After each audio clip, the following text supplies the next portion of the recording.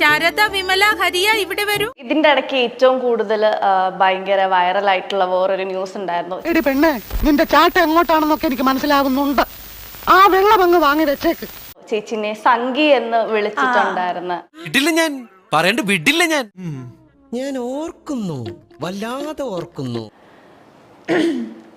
എന്റെ വായിക്കാത്ത കയറിയിരുന്ന് വിടുവിച്ചാലേ ശരിയാവും. പക്ഷെ സംഖ്യയുടെ ചോദ്യം ചോദിക്കരുത് ഞാൻ പറഞ്ഞിട്ടുണ്ടായിരുന്നു.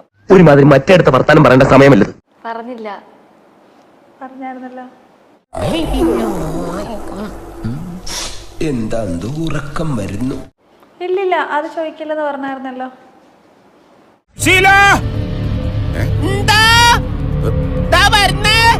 എന്നെ ആരോ വിളിച്ചു. ഞാൻ പറഞ്ഞായിരുന്നു.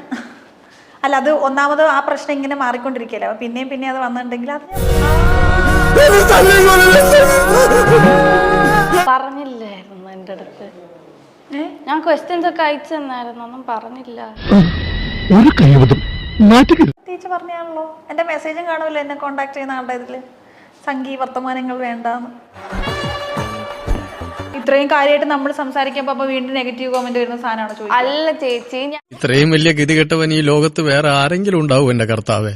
അല്ല, നമ്മളടുത്ത് അങ്ങനെ പറഞ്ഞൊന്നുമില്ലായിരുന്നോ? അല്ല, ഞാൻ പറഞ്ഞിരുന്നു. എന്നെ നീ ഒന്നും പണയണ്ട. അത് ഇടയ്ക്ക് എപ്പോഴൊക്കെ ഞാൻ തന്നെ പറഞ്ഞാണല്ലോ എനിക്ക് ഇറിറ്റേറ്റഡ് ആയിട്ടുള്ള സാധനമാണ് എന്നുള്ളത്. പക്ഷെ ചെറിയൊരു ട്വിസ്റ്റ് ഉണ്ട്. അയ്യോ, എനിക്ക് വയ്യ. വെളച്ചിലാണിത്. ഞാൻ പോണ ആളെ മാറ്റി കഷ്ടപ്പെട്ടത് വെറുതെ ആയി. എനിക്ക്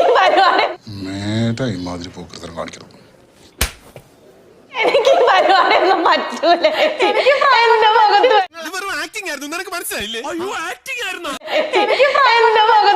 എന്തോ തപ്പുന്നേ? എടാ, മികച്ച നടനുള്ള അവാർഡ്. അയ്യോ, അതൊന്നും വേണ്ട. എണീച്ച് പോടാ. അവിടുന്ന് കൊറേ നേരം കൊണ്ട് പറയാം വൈക്കൂരിട്ട് പൊക്കോ, വൈക്കൂരിട്ട് പൊക്കോന്ന്.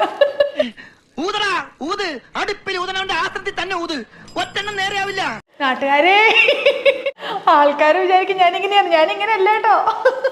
ആണോ? അയ്യടാ പാവം.